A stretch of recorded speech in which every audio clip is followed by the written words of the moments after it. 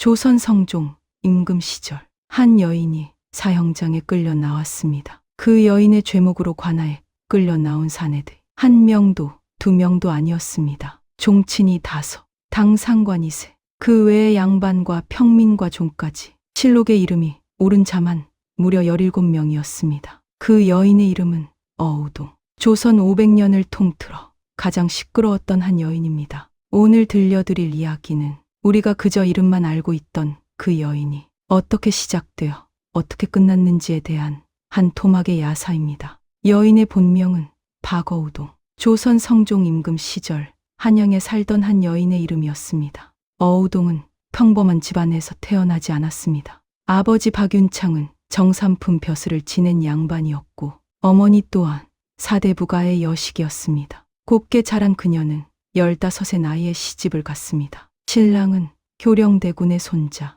다시 말해 임금의 종친이었습니다. 종친의 부인이 되었으니 어우동은 옹주에 버금가는 신분이 되었습니다. 그녀의 앞에는 평탄한 양반가의 삶이 놓여 있었습니다. 그러나 그 결혼은 그녀의 인생을 송두리째 바꾸어 놓았습니다. 남편 이동은 호색한이었습니다. 어우동을 신혼방에 들이고도 곧장 다른 기생을 가까이 했습니다. 어우동이 슬퍼 항의하며 손찌검이 돌아왔습니다. 견디다 못한 어우동은 어느 날 한 사내와 가까이 지내게 되었습니다. 그 사내는 집안에서 부리던 은장이었습니다. 은으로 그릇을 만드는 그저 평범한 장인이었습니다. 이 일이 시댁에 알려지자 남편 이동은 어우동을 그 자리에서 내쫓았습니다. 쫓겨난 어우동은 친정으로 돌아가지 않았습니다. 양반가의 부인으로 돌아갈 수 있는 모든 길이 그 순간 닫혔기 때문입니다. 그날부터 어우동의 삶은 완전히 다른 길로 들어섰습니다. 그녀는 한양,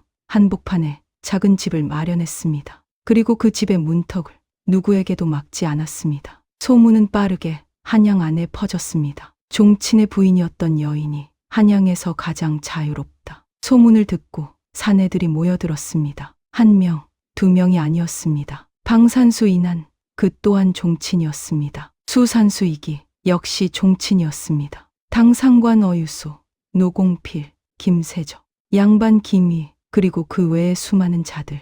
어우동은 그들의 이름을 자신의 팔뚝의 먹으로 새겼습니다. 한 사내가 떠나면 그 위에 다음 사내의 이름을 새겼습니다. 세월이 지나면서 그녀의 팔뚝에는 글자가 빽빽하게 들어찼습니다. 그녀가 새긴 이름들은 조선의 사대부 명단을 그대로 옮겨놓은 듯했다 합니다. 그러던 어느 날 이 일이 결국 임금의 귀에까지 들어갔습니다. 성종 임금은 진노했습니다. 당장 의금부에 명을 내려 어우동을 잡아들이게 했습니다. 어우동은 의금부 옥에 갇혔습니다. 그녀의 팔뚝에 새겨진 이름들이 하나씩 호명되었습니다. 호명된 자들은 모두 잡혀 들어왔습니다. 조정은 발칵 뒤집혔습니다. 관련된 종친과 당상관과 양반들이 줄줄이 처벌을 받았습니다. 어떤 자는 유배를 갔고 어떤 자는 벼슬을 잃었습니다. 그러나 정작 가장 무거운 벌을 받은 사람은 어우동이었습니다. 조정에서는 격렬한 논쟁이 벌어졌습니다.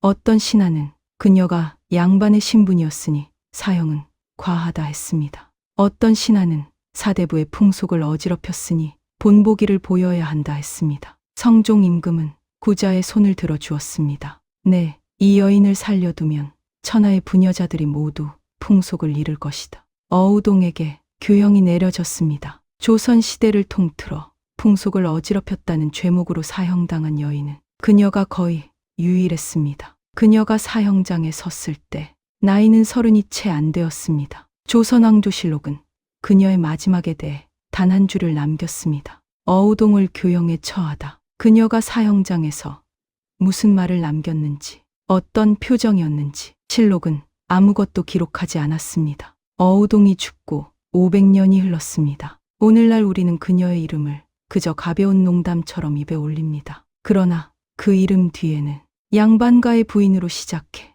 남편의 학대를 견디다 끝내 사형장에 서야 했던 한 여인의 삶이 있었습니다. 그녀가 잘못된 길을 갔는지 아니면 그 시대가 그녀에게 다른 길을 허락하지 않았는지 그 판단은 이 이야기를 듣고 계신 여러분의 몫으로 남겨두겠습니다. 조선의 야사는 이 일을 두고 이렇게 전합니다. 이름이 시끄럽게 남는 여인일수록 그 삶은 가장 조용하고 가장 외로웠던 법이다. 오늘 이야기 어떻게 들으셨습니까? 호롱불 야담은 조선 팔도의 전에 내려오는 야담과 야사를 매주 새롭게 풀어드립니다. 구독과 좋아요는 다음 이야기를 만드는 가장 큰 힘이 됩니다.